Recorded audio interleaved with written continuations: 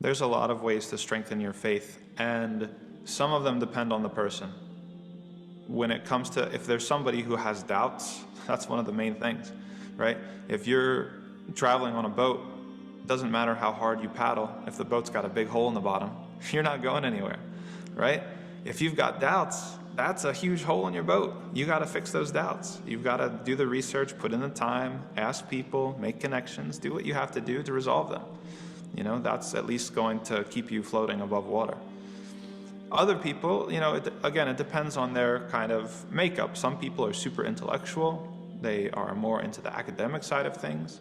That person might benefit more from being approached with, from developing themselves and their knowledge, right, of the religion, getting into, you know, different books and studying. Other people aren't like that. Other people are very social. So they need to build relationships. They need strong mentors, right? Maybe they can't sit down with a book and read. A lot of people are like that. But if you're able to be friends with a person who can sit down and read, you've benefited the same, right? And you've learned what you've learned through a style of learning that is more easy for you. Other people, you know, are constituted differently. Some people, they need experience. So you need to throw yourself into the worship. You need to throw yourself into the service of other people. It's not just, some people think that I want to strengthen my faith, I just need to pray more. Yeah, of course, praying more is good. No one's going to tell you to not pray more. But with Islam, there's so many different types of worship, and they're not substitutable, right? They all do different work on the soul. So maybe you're like the Salaf with your prayers, but maybe there's lots of volunteering that you can do in your community. Soup kitchens, homeless shelter, all these sorts of things. It's a different type of worship if you have the right intention.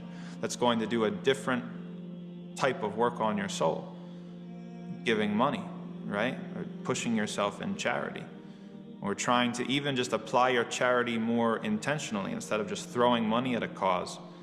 Maybe you're trying to, you know, get people in your community together to fund a capital project for the Masjid, or to fund a halfway house for Muslim prisoners when they come out of jail, or you're trying to fund a women's shelter for abused Muslim women, right? Like that's like next level stuff. That's more than just throwing your money towards something.